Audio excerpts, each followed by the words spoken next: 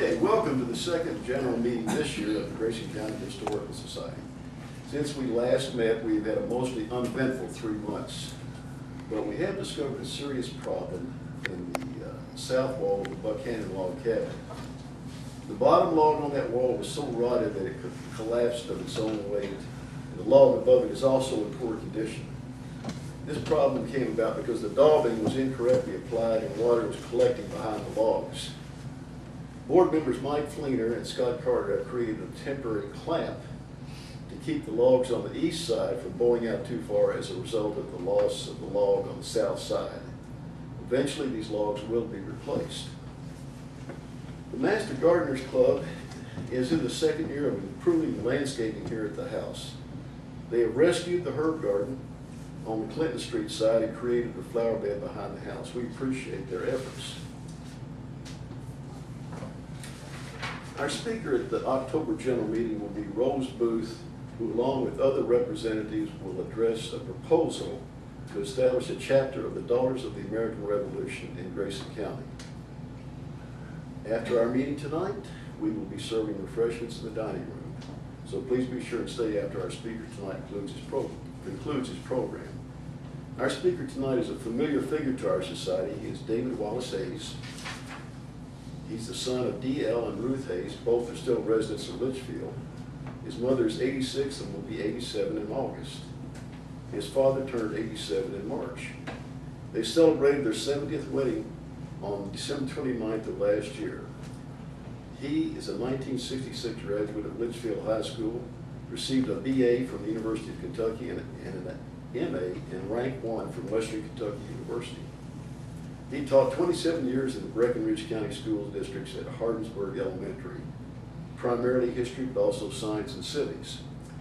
He retired in 1998 and began working full-time as a reporter, photographer, editor for the Herald News in Hardensburg. He has always liked trains and railroads and is old enough to remember seeing steam engines operate through Leitchfield, especially from the loading docks of his father's wholesale grocery, D.J. Hayes Wholesale Grocery.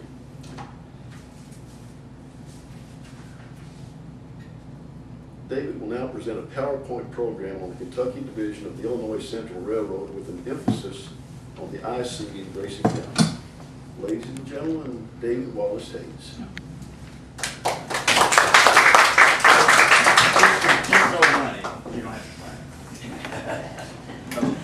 Okay, thank you for that introduction, Ken. It's going to be a PowerPoint program, and I'm going to advance it, but if you have any questions, feel free to raise your hand. That's the teacher coming out of it. Or speak out if you want to. I'll try to answer them. My interest, as you mentioned, in railroads goes way back to when my father, you'll see in just a minute, warehouse, the building is still standing, D.G. Hayes Wholesale Grocery.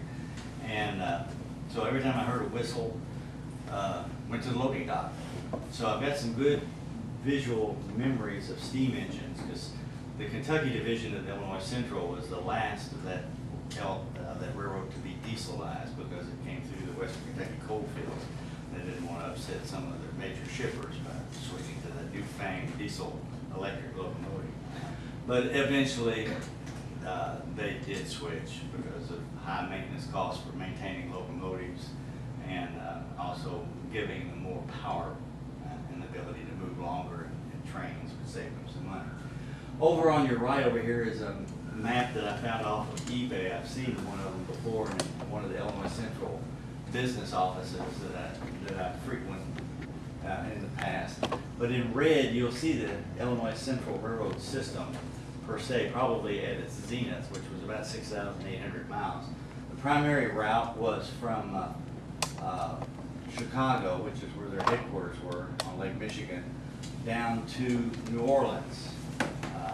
It's a straight north-south route.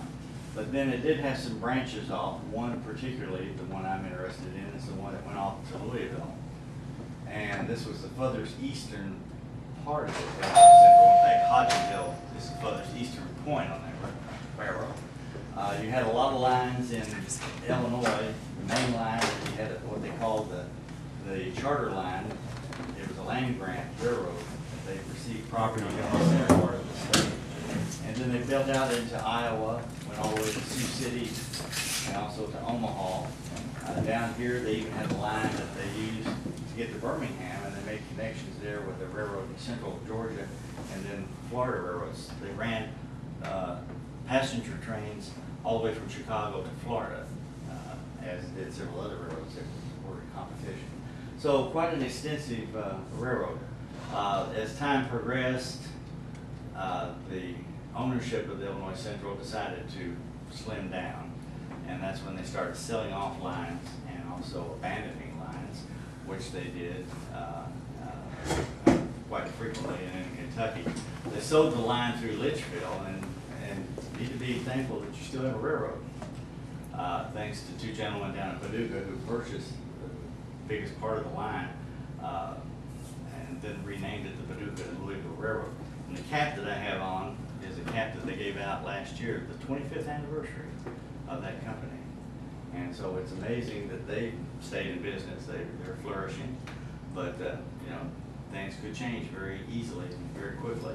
One of their biggest shipping commodities is coal, and they're talking about it in Louisville, and one of their biggest customers is LG&E, talking about switching to propane gas instead of coal, which will be of great detriment to their revenue if they do that. But anyway, as we go along, and I do have some items here I'll share with you, and I'm going to give something to the Historical Society. I go on eBay, and I should stay away from eBay. I spend too much money. But I do have a deck of cards that Illinois Central put out. It's entitled the Panama Limited, which was one of their famous trains overnight from Chicago, and it was all Pullman, all sleeper for many years to New Orleans. Also, and they have one here, there is a medallion, and there are bigger ones that are embedded in granite. There's one on the square in Elizabethtown, there's one on the square in Owensboro. Certain communities got these, but it commemorates the 100th birthday of the Illinois Central, 1951. And this one was used as a paperweight. The first one I ever saw was at the Leitchfield Gazette. Billy Hughes had one that he used as a paperweight, and I thought, well, I'd like to get that one day. But you can find them on eBay too as well. There are also smaller ones of this that were given to employees and they also had their names on those. But the bigger ones were in granite and put out display. I love timetables. This is an employee timetable, which is different than the public timetable. This listed all the passenger trains. This listed passenger and freight both and gave some operating information. This just basically gave times the trains arrived or departed. And then menus, here's one from the Panama Limited, and I'll pass this around. This, of course, as I said, this was all Pullman, so it was quite exclusive. You had to have some money, it had to be somebody, I guess, in order to ride it. Their menu prices by today's standards are not bad. In fact, almost very economical if you look at the price, but I'll pass that around if you look.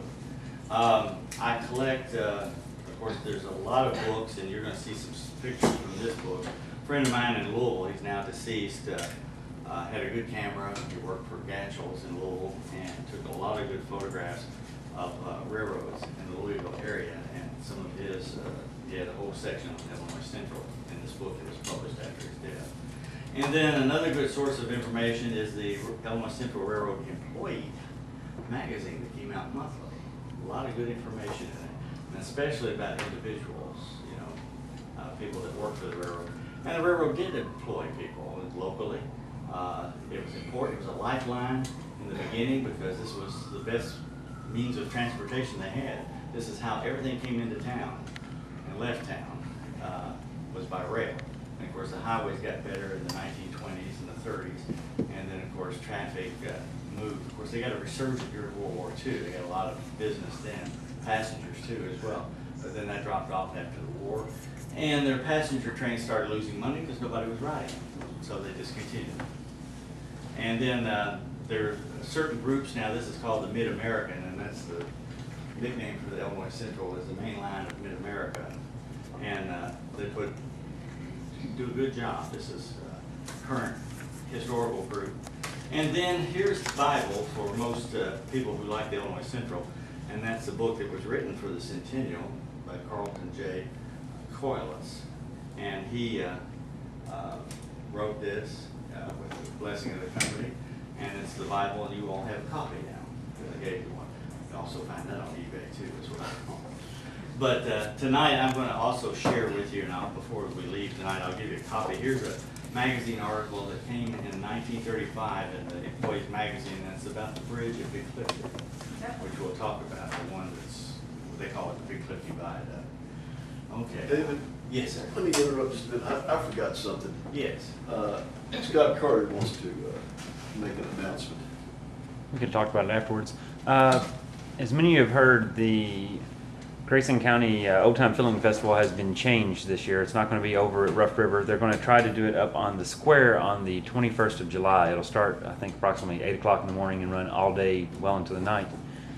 The board has decided that we're going to have the house open, have an open house, kind of like what we did for the Centennial Celebration on the square, since it's going to be held on the square this year for the Filling Festival.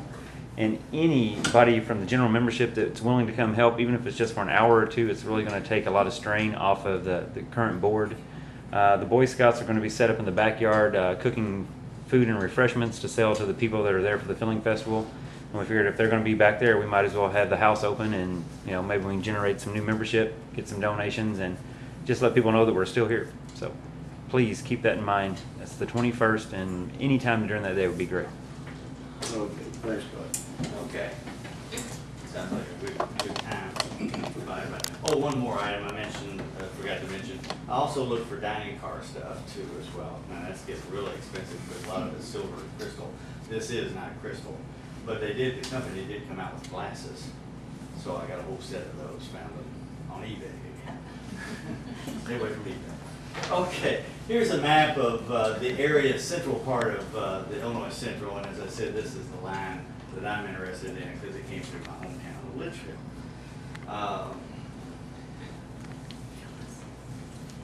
Now, let's see. Now, looking at the Illinois Central in Kentucky, the main line from Louisville down through western Kentucky through Leitchfield.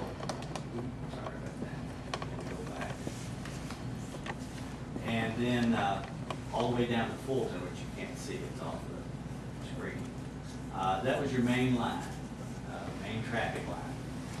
You had a branch that went to Hodgenville, which is the most eastern part of the line, even further east than Indianapolis. You had that was about 17 miles. You also had a line that went to Owensboro that was about 41 miles from Horse Branch.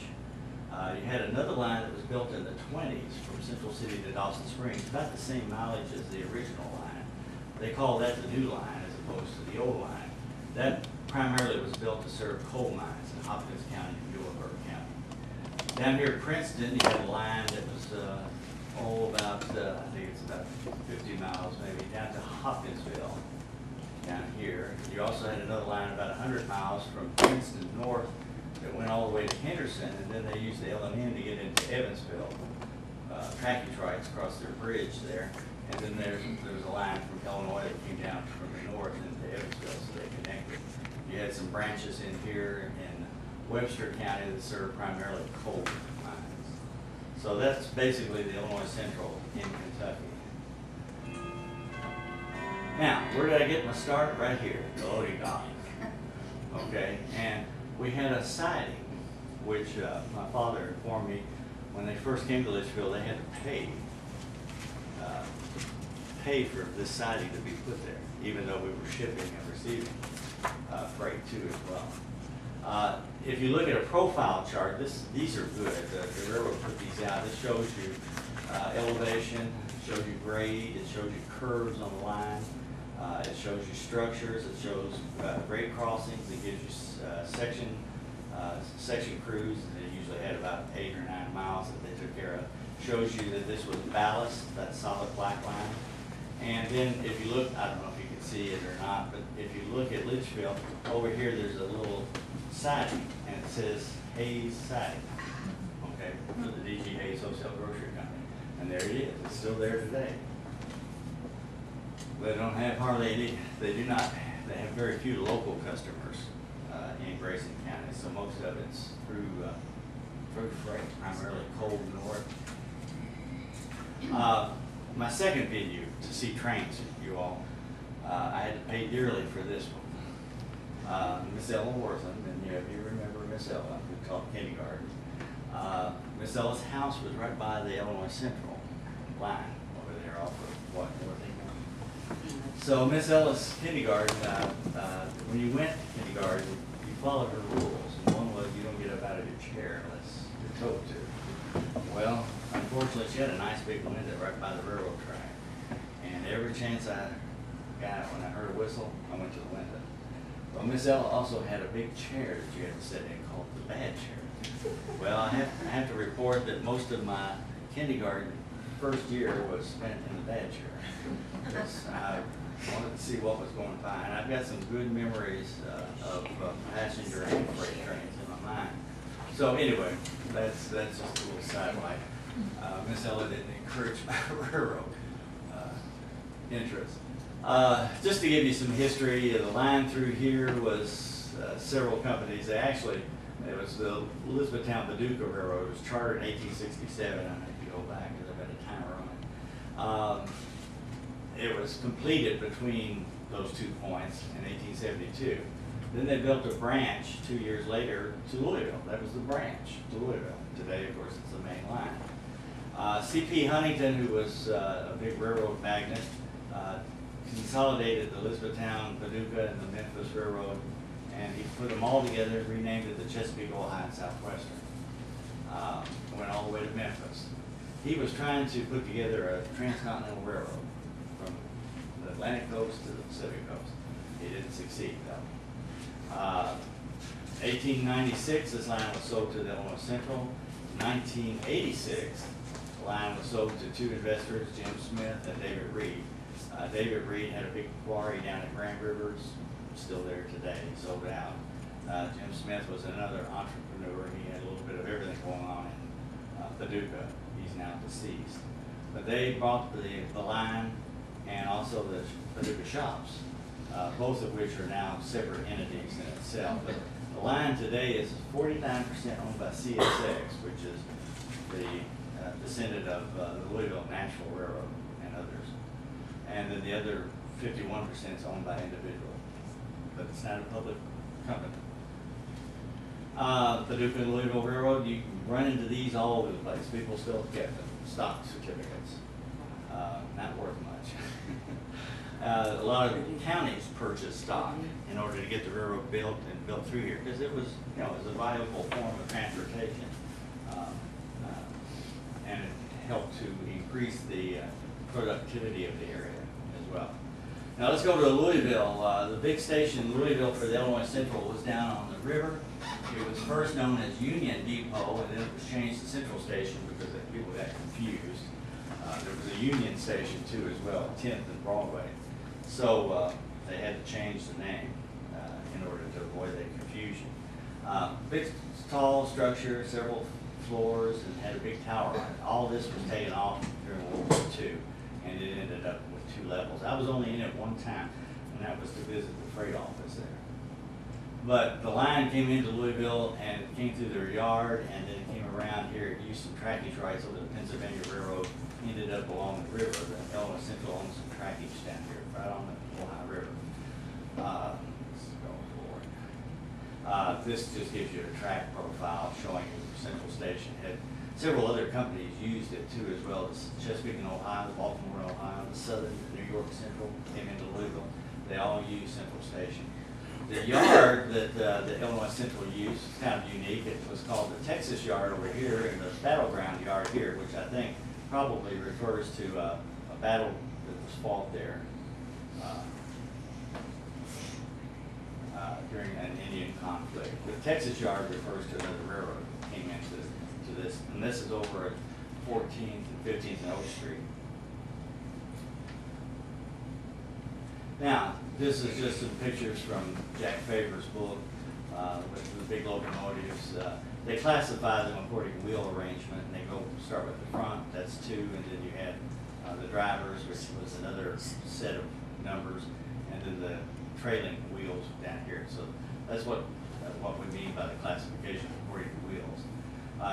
That was a passenger train coming in, and a local going to Hodgeville. Cold day, in the yard, a lot of steam. Here's Big Bertha, they only have one of her. She could master 260 pounds per square feet, or square inch rather, pressure. Steam engines are just normally just dirty. A lot of coal, a lot of steam, a lot of ash. I've seen a lot of slides of people washing these locomotives at Oak Street. But they were basically black, and you had your lettering IC Railroad on the side and the numbers. This is what the roundhouse looked like at Oak Street. It was quite impressive with a turntable. This was a Caulfield and Snook photograph. They were photographers in Louisville. This is what the interior looked like. And this is where the engines were serviced when they came in and got ready for the next trip. I love these cabooses, you know, you don't see them anymore. They've become collector's items, but here's a traditional IC caboose, and this happens to be wood. All their passenger trains had to come through here too as well to get to Central Station. They also had to cross the Southern Railway too here, and this was, you know, when they meet, like for example, here's the stop sign. So the Illinois Central trains had to come to a stop. There was no automatic interlocking. They just had to look both ways and then go across, just like an intersection. Here's again Central Station, of course susceptible to flooding because it's right next to the Ohio River. This is what it looked like in 1937. The first, Is it still alive, two full. that building? No, it was torn down to make way for Interstate 64. And Central Station, you know, IC ran 4 trains a day each direction. 2 of them were considered fast trains, and 2 of them were slower accommodations. But they had, I think, 7 tracks altogether, platforms. And of course, you had to cross the track to get over to the station. Some stations had subways that go underneath. Here's 1916 timetable. I collect those, as I mentioned. The trains carried coaches, dining cars, parlor cars, and even Pullman sleepers. How many trains a day? 4 each way. 4 each way. Yeah. One accommodation began in Central City and came to Louisville. One began in Fulton and came to Louisville. So you had different times, you know, all the time. This gives you, this tells you when they were discontinued too as well. 1931 was the first one.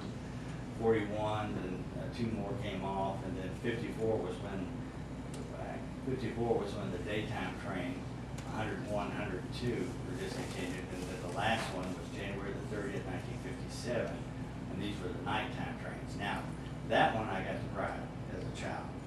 We had to go to Louisville to the hospital there to see my grandfather, and all I can remember is getting up very early. My parents loved to put a cold washcloth on my face to wake me up, and even today I hate that. I hate that. I always warm up my water before I wash my face for that reason. But anyway, I've got some memories of that train ride. It didn't have a dining car, it had a sleeper and had coaches, and that's all. But I can remember looking out the window and seeing certain sights that still remember. Now, as I was growing up, we didn't see passenger trains very often, but I could count on one a year, and that was at Derby. They used to run them from both Memphis and New Orleans. This one's coming into Louisville. They would arrive on Friday, come through Leitchfield about 7 o'clock in the morning, and it had a different sound to it. Beautiful cars. And I've got a model over there. I love the IC's passenger cars, the way the coloration, chocolate, orange, and yellow. Here it is going out over the bridge over the Ohio River. This was owned by the Pennsylvania Railroad. And then they would pull it back into Central Station. And this was basically their home during the Derby. They put soil cans underneath there because at this time you didn't have retention toilets. It just went straight out. I mean, when you flushed, you looked through, you saw daylight. So they had to have cans there to collect it. That's the reason why it said in the car, do not flush while standing in the station or stopped.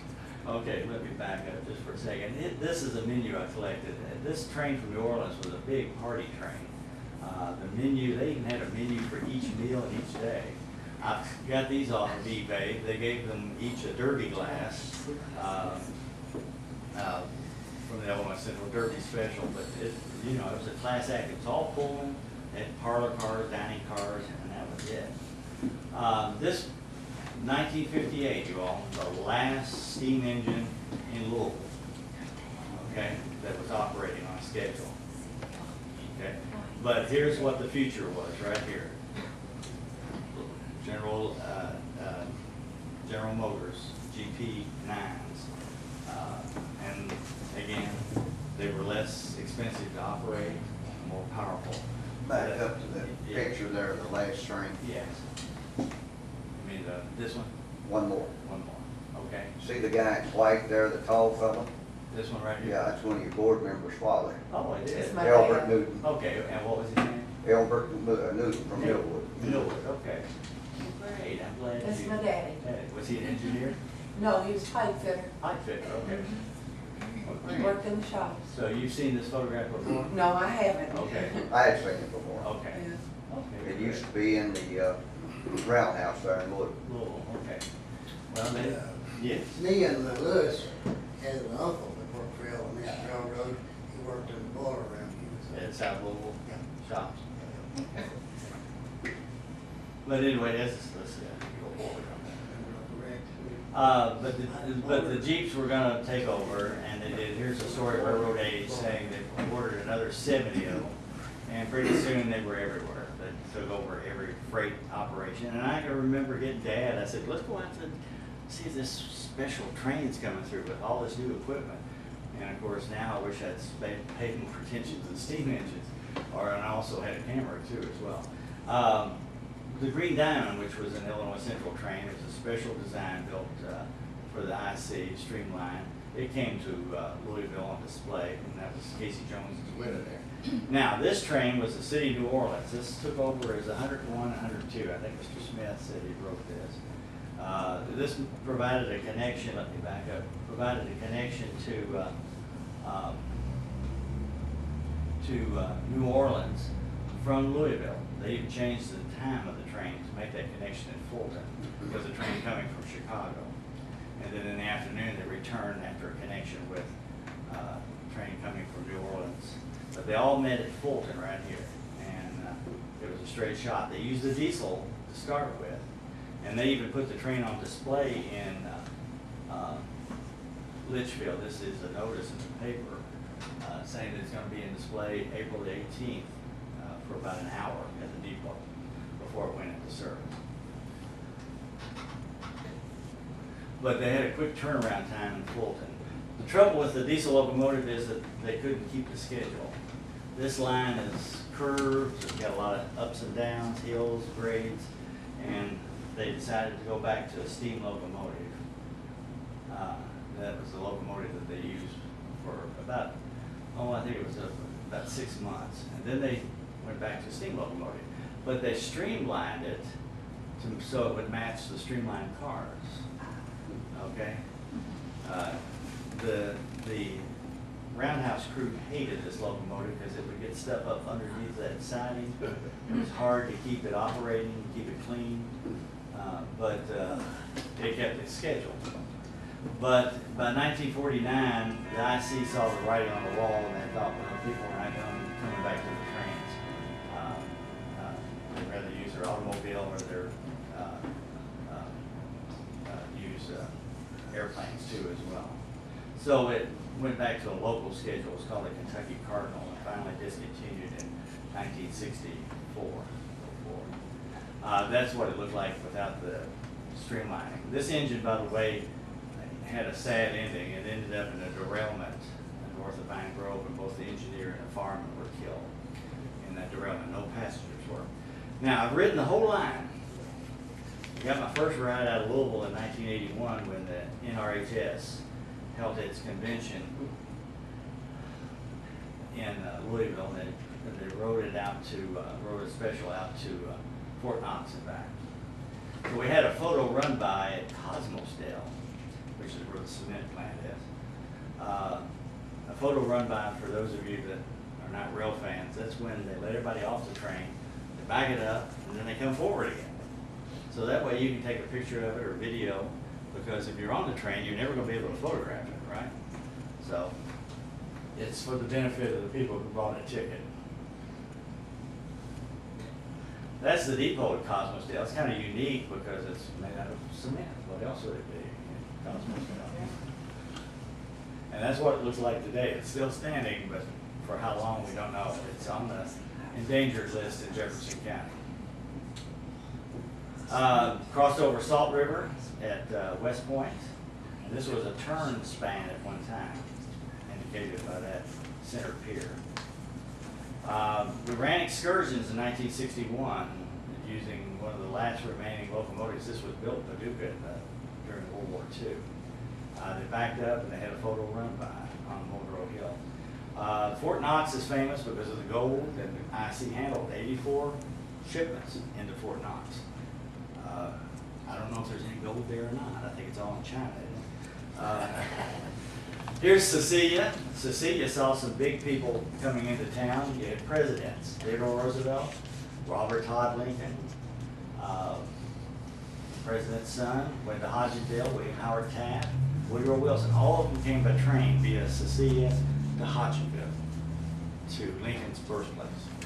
Did you know that there was gold on the train that set during the flood because they couldn't go forward or backwards at West Point? West Point, okay. Nobody knew. Nobody knew, thank goodness. I always, every time I go to Fort Knox, I always look on the side of the road, maybe one or two bricks fell off, you know, and land.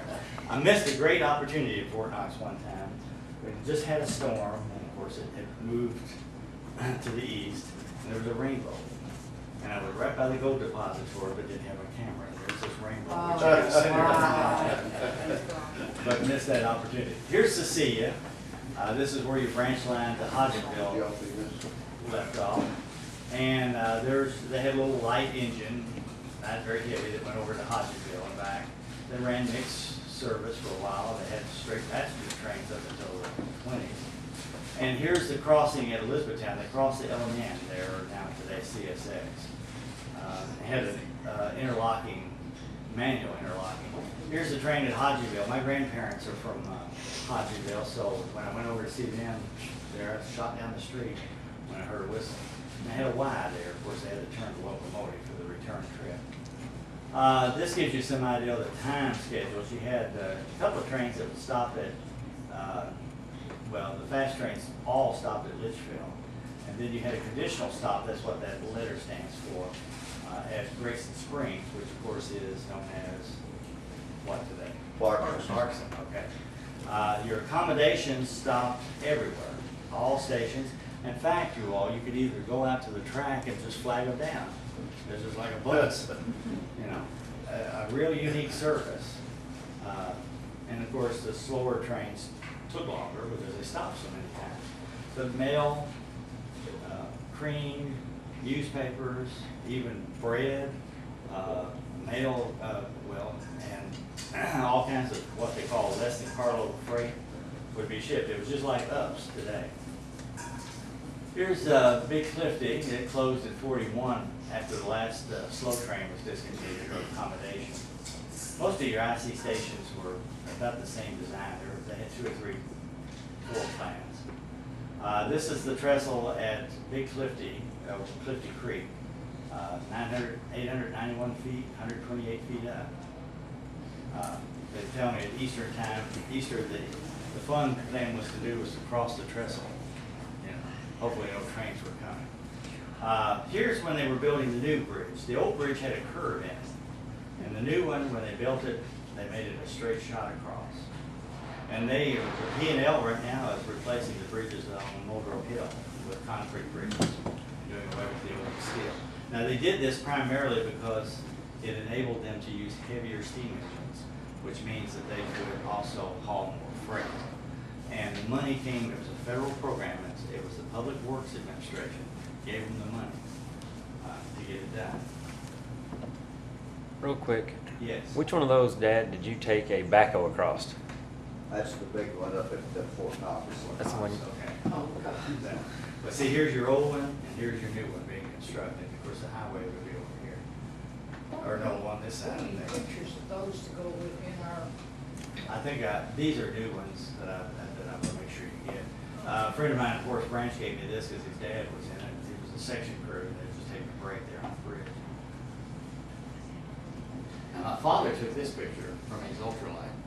In 1992, they ran a steam engine from Louisville down to Paducah, and they ran a couple of trips out of Paducah to Central City. This engine came off the Nickel Plate Railroad. It's owned by the Fort Wayne, Indiana Railroad Historical Group. And they even put an authentic IC whistle on it. Made it sound just like the real thing. I'd like to have a copy of that photograph. Yeah. Yeah, he came up, I was over here on the bridge and he was above me. And there was an excursion in '57 that they ran to Central City on the bridge. And here's one in '61 that they stopped at West Clifty to take on water. That's what the water tank. Now these pictures you all came from something that's kind of unique. During World War I, the federal government took over control of all the railroads. And one thing they made them do was to come up with everything that they own, whether it be a drawing, photograph, whatever, stations, bridges, water tanks, coaling towers, and those evaluation forms, we've got a set of them in Illinois Central Railroad Historical Society I belong to. And those photographs are fantastic because they're coming from the 1916, 1920 era. So that water tank, and I can still remember that tank being there. Here's Clarkson or Grayson Springs. The name actually was changed in 1882, but they didn't get around to the station. The railroad didn't change it until about the 1930s. And that's what it looked like in the late 30s. You notice the old sign, Grayson Springs, they've got the new sign over it, Clarkson. This took place out here at the stockyard. This was a northbound coal train, and somebody, they suspect, put somebody on the track like a tie, and it jumped the tracks, the front trucks did, and the next thing you know, the whole train went down the side of the embankment. Nobody was hurt, nobody was killed, and the engine was salvaged and put back into service. But it was quite an effort to get it back up the hill. Unfortunately, in the 70s, the Illinois Central, because of deferred maintenance, this was a common occurrence. This happened between Clarkson and Leitchfield on the curve up there. Remember that one? Yeah, took them a long time to clean up things. Now, this is one of my old slides I took back in the 60s, all around Leitchfield. A little bit fuzzy, it's not as clear as I would hoped it was going to be. But this is the depot, and Jim Rice was the agent here. Jim Rice put up with me for a long time. He was very tolerant of a young rail fan who was curious at what was going on. Of course, then Aubrey Stevenson followed him. Do you know when the derailment at the Big Cliffy Bridge was? Big Clifty Bridge. Oh, that's not that too long ago. The one that, yeah, they took out all the cross ties or the timber ties. Because on the street. there's still a set of trucks Trucks going down underneath, there, yeah. underneath the bridge. Here's Litchfield, and I'm still amazed at this photograph because the main line is right here, or it looks like it's here, but this is the passing track now.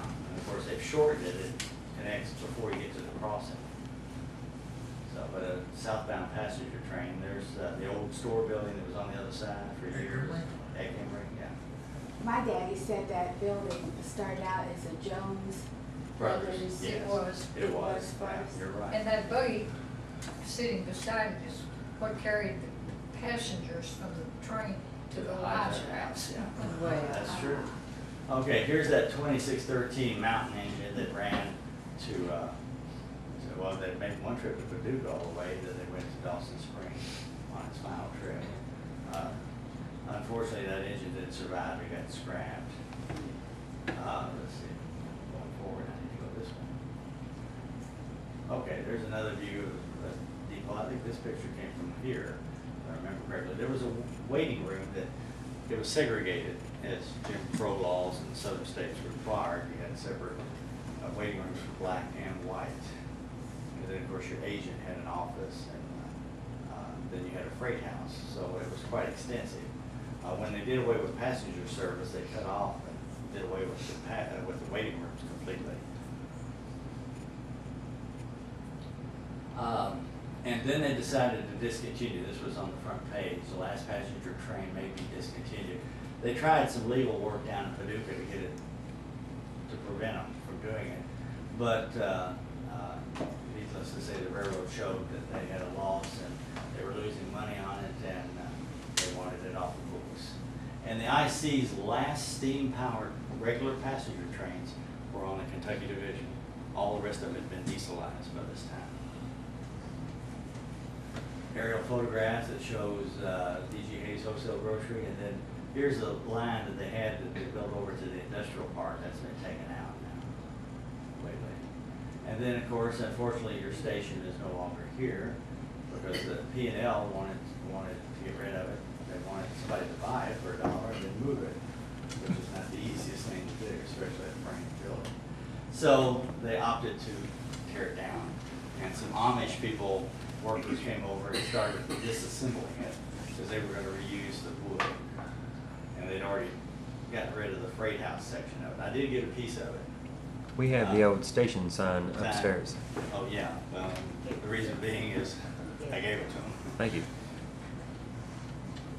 But not much is left after they hauled it all off, what the Amish didn't take with them.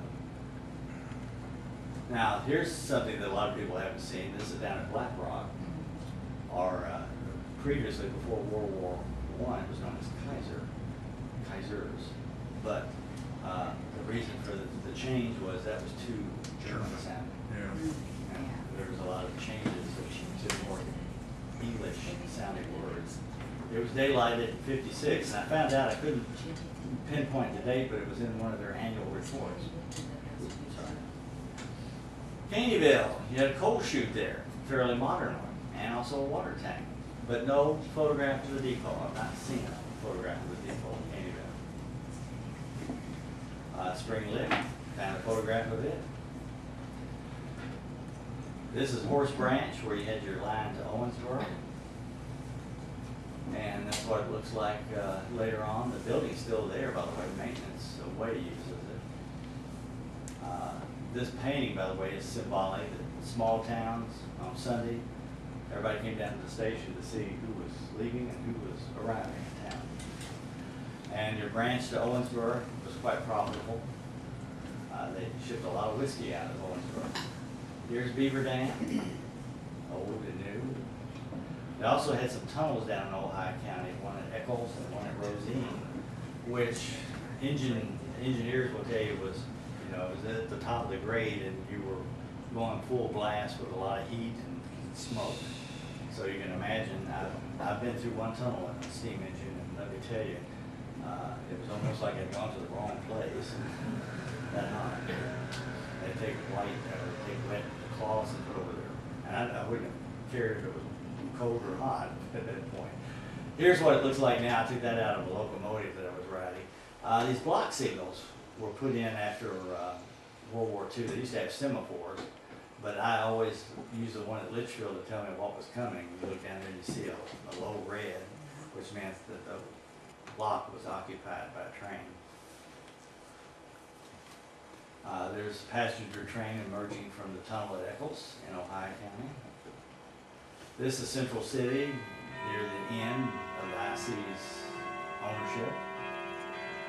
They had a lot of steam operation out of Central City, especially the coal mines in the area. This was their joint station with the L&N, and they later on built their tracks up, and it was elevated. The station still stayed on the lower level, and they had to have an elevator to get up to the track level. David, I saw Mikado back there. I think that's the way you pronounce it. Yes, That's the name of the yes, locomotive. The wheel arrangement. There's, and that was their primary workhorse. They had more Mikado 282s than they had any other type of locomotive. There's the track profile at Central City. Had a pretty good yard there, not much there today. Here's that new line I was telling you about that they built to serve coal mines, and there's the old line. Same mileage. If you look at profiles, the same mileage between them. Here's Nortonville. They had a joint station with the L&N, which they crossed there. And they finally did away with the old line, abandoned it, and they'd taken out the crossing over the L&N, or CSX at that point. these are still standing at Dawson Springs. These cooling towers, concrete. And there's the new line, here's the old line. What's the line that goes through Irvington? Irvington, the CSX, that's the line between Louisville and Yeah, Evansville. their old concrete cooling towers are still standing. Yeah, and that's kind of a symbol of the town. They had mixed service on the new line, but they never did carry. The old line, passenger trains used it, and the freight trains used the new line. Madisonville, I'm going backwards. And there's the station at Princeton. It was quite impressive because you had two IC lines that crossed each other there. And here we are at Princeton, and there's a line that goes to Evansville via Henderson, and a line that went to Hopkinsville. This was taken, that was taken, well, yeah. That was taken in 1957 near the end of steam operations. And there's the bridge across the Tennessee River down while they were building the dam, Kentucky Lake Dam. They put the railroad on top of the dam. Well, guess what? Federal government and all of its wisdom has taken the railroad off the dam now and rebuilt the bridge. And they also took the highway off. Paducah, y'all, was the big place for the IC. You had a massive shops there that was built in the 20s, and still is there today. And it's a company that's rebuilds locomotives. They, of course, IC was building steam locomotives and also rebuilding them. And unfortunately, at the end of steam, they were all lined up, ready for the scrap, for the torch. Some people were lucky enough to get things off of them, bells, whistles, lights, builder plates. Here's the station at Mayfield, which was an important stop between Paducah and Fulton.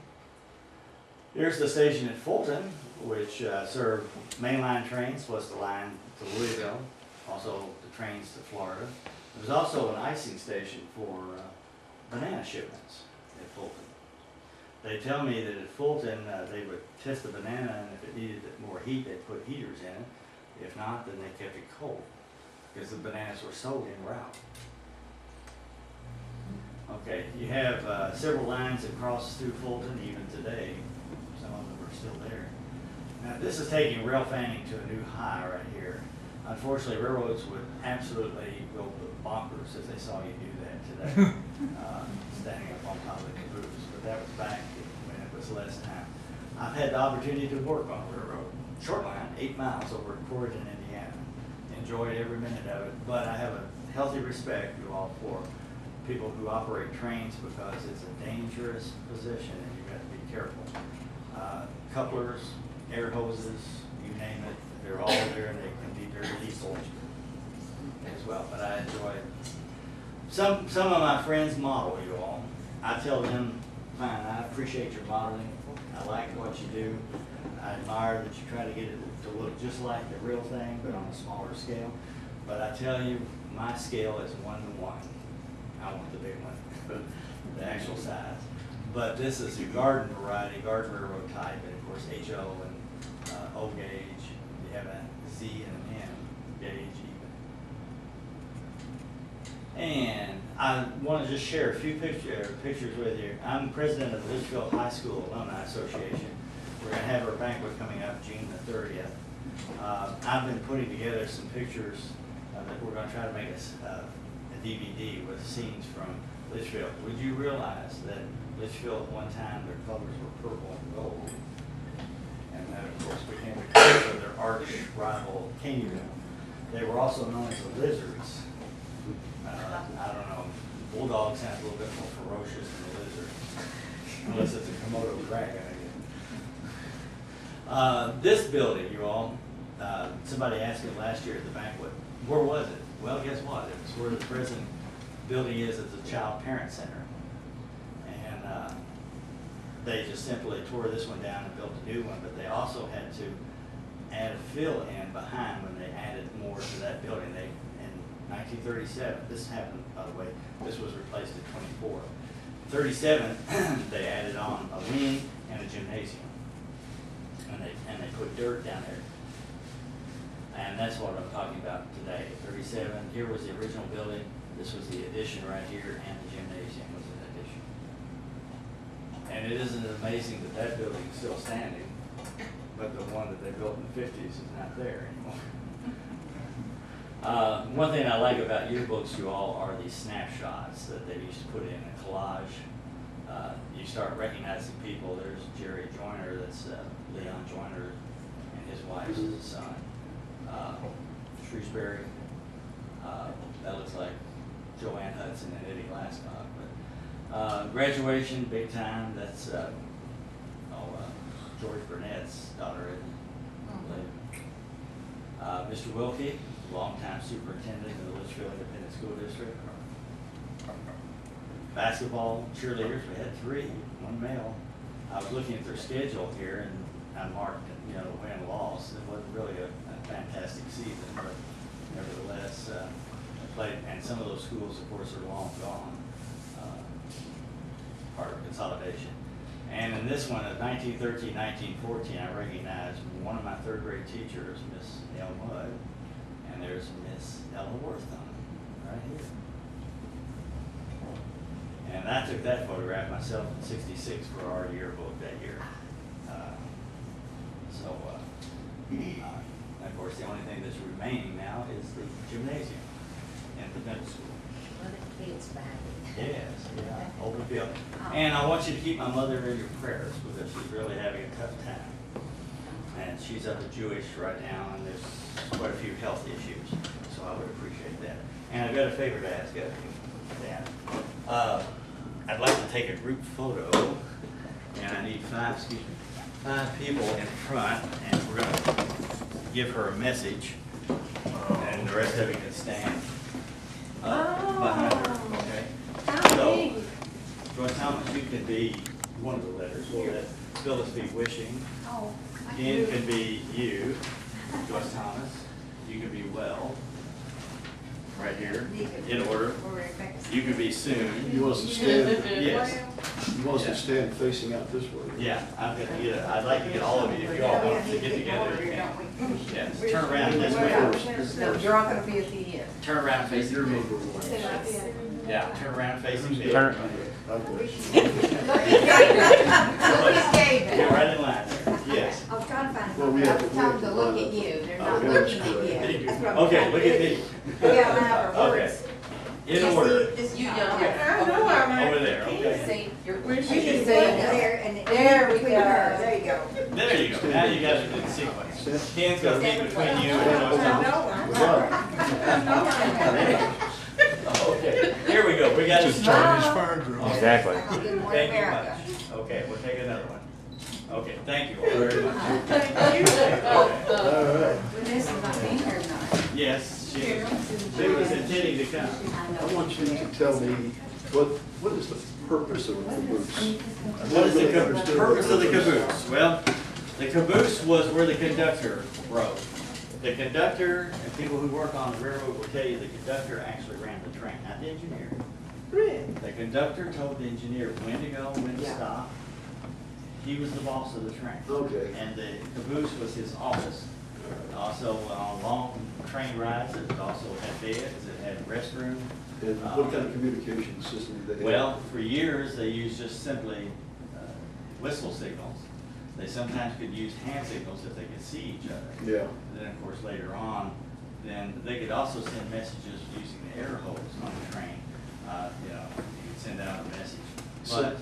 But if they couldn't see each other, I mean, it was, you had to rely on several other ways. So the caboose was the conductor's office, basically. Right. What, And they are collector's items. what year did they stop having the people on the end?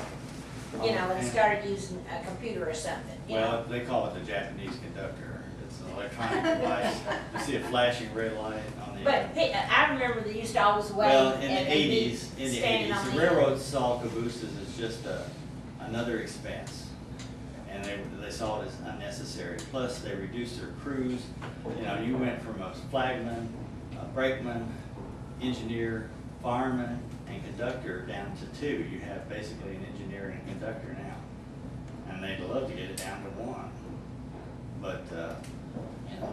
Somebody's gotta keep the engineer awake. Right, keep him away. It's been here since I've been working at Walmart, that they stopped the train over there, and they got off and went somewhere over there and got them something to eat at the Yeah, that Sonic. happens. Sonic, I went to Yeah. Sonic one day and their train was Train stopped. was there and they were all And all eating. these guys were. Yeah, it standing. happens. I said, "What's They'll wrong?" do it The train also- is- In 1960, when my mother passed away, my dad left the shops in Louisville and went to work at the shops in Paducah. Paducah. And I stayed with my mother's family in Louisville. In order to see my dad, she would take me over to Dumanil, put me on a freight train in the engine, and they would come down and drop me off at Millwood. Millwood. My dad would come from Paducah, however he got, and would come to Millwood. On Sunday night, I go back this way, and he'd get a ride to Central City or wherever and head back there. It was like a city bus, and they would, How I would fortunate. ride in an engine. How fortunate. Well, unfortunately today railroads are very. Oh, I can imagine the legal liability of it. Insurance conscious. But back then, you know, somebody needed to get their child somewhere. Well, that was neat. That was neat. Besides my dad, my mother was born in 1922 in Illinois in a camp car, and her brothers and sisters. Well, Yeah. and they used to move those along the line and then put them on a Yeah. siding, Camp, wherever they camp were. car. Camp Yes, cars. it's Their families went with them. families, I mean, there was furniture and stoves and, Scott's, Like home. Scott's great-grandfather was a extra game foreman, and he built the tracks into the atomic energy plant at, where's that, down below? Paducah, yeah. yeah, And wow. when I was a little boy, I'd go stay with them week at a time on those railroad cars. Yeah. Grandmother would feed 20 to 30 men out there, Yeah. cook for them and everything. Grandma Gussie did, she Yeah. was from Yeah, Illinois. and I've talked to people who, you know, they went out as a group, and a lot of times it was extra gangs where they would actually go replace rail or a bridge or something, and they would stay in that camp. I'd go with Granddad to the old red front end, you probably remember that when you were a kid, the red front end. Oh, I'm not that old. No, I do remember. No, I tell you what I do remember is the trolley end. Yeah. Up I here. remember the red fries. The red front, he did a 100-pound bag of beans and 200 pounds of potatoes and the groceries to feed those men. And when he bought a farm at Millwood, he paid for it with $100 bills. That was the biggest thing in the country. Wow. $4,000 cash, Roy Carter paid for a farm. Farm. And they Cash, $100 bill. And then the next weekend bought a new Ford tractor out of that same money from keeping those men $2,400 a king. It Well, was, what was that, south wind that went from Louisville? South Wind was a joint venture of the Pennsylvania, L&N, and Atlantic coastline. We went to Maine? Went to Florida, all points of I've Florida. ridden the South. Yeah. When I was Yeah, little. it stopped in Louisville and Bowling Green. That's about- One time we came from Bozeman, Montana to Chicago and changed trains in Chicago to Louisville. Yeah. You Bozeman, you would probably come in on the Northern Pacific, and then you transferred probably to the Pennsylvania Railroad in Chicago to come to Louisville. I remember it was 40 degrees below when we left Montana and we got to Chicago and it was around 0 and we nearly froze to death in So, Chicago. I can imagine. Yes, I can imagine. The Chicago Union Station used to be, when I went through there in the summertime in the 60s, was like an oven. No air conditioning in the waiting room period. I'm sure they didn't have much heat. When I was a kid, we put up heating till my grandmother lived a couple of doors from the railroad, and we couldn't wait to see the fast train come by and grab the mail. When did they stop that? Well, About when? when they didn't stop at stations on a regular stop, then they would put it on a crane, and it was like a hook device. Like an And they had a arm hook in type the thing, car, yeah. and it would hook it. Yeah. And then they would toss the mail out if they had Same any way. outgoing mail. And then you could also get, and people collect them, these RPO cancellations, where if it was stamped and canceled on the train, it was RPO, and they gave you the train number and the date. And it was kind of unique, because they were just like post offices. They had to accept mail. You just stood there and handed it to them if they were at the station. They took it. Was Herb Bernard before Jim Rice? Herb was a clerk, I understand, at the Leitchfield Depot. And then as jobs got eliminated, I think he had to end up riding the train to Fort Knox to work there to finish out. But you used to have a clerk, you had an agent, you had operators that gave out train orders to the engineer and the conductor. you know, you had a lot of personnel there. And then you also had people who delivered freight, you know, Railroad Express. Jim Rice told me, Mr. Walter B. Kelly, Yeah. gave him a lot of business with his beekeeping supplies that he shipped out by Railroad Express. How often did passenger train pick up passengers to Leitchfield? Every You day? had four, until 1957, you had daily 2 trains, but in the 30s and the 40s, you actually had 4 each way. So, I mean, it was convenient, you know, you could go and, Going to How long would it take to get from Litchfield to Lloyd, do you think? well, depending on if you're on a fast train or a slow train. Slow train. Slow train. Well, looking at the timetable, I think it probably would tell you. You've done that. I've never done that. Never done that? I'm sure a lot of people do. We did. This is 1946, so these, my accommodations are not on here. Be a ballpark figure, like, would it take like 2 hours or something? I would say a little bit more than 2 hours because you had stops. Say, You had a stop at Cecilia, you had a stop at Fort Knox. According to this, let's see what it says. But you could have a big day in Louisville, leave early in the morning. Yeah, and people did, they stayed late. Well, for example, you had one that left at 9:35 from Louisville and was in Litchfield by 11:39, so that's roughly over 2 hours. Yeah. So that's not bad. And that was downtown Louisville to here. Yeah, Okay. it's pretty good. Yeah. 1950, you could drive in the car in 2 hours. 2 hours. very 2 easy. hours and a half. Yes. But I tell you what, if you get to Louisville now, on certain times, you don't get around very well. We rode a train from our granddad's Old Vine, Tennessee. We left at 6 in the morning. I never will forget that. I was a little bitty boy. I guess it was during probably 46 or 7. And we got to Litchfield at 10 o'clock that night. Not, yeah, we were on night. Rode all day and all night in Old Vine, Tennessee. That was South of Fulton. Okay, any other questions? Well, thank you all for your attention. Thanks, Dave, we appreciate it. Okay, you're more than welcome.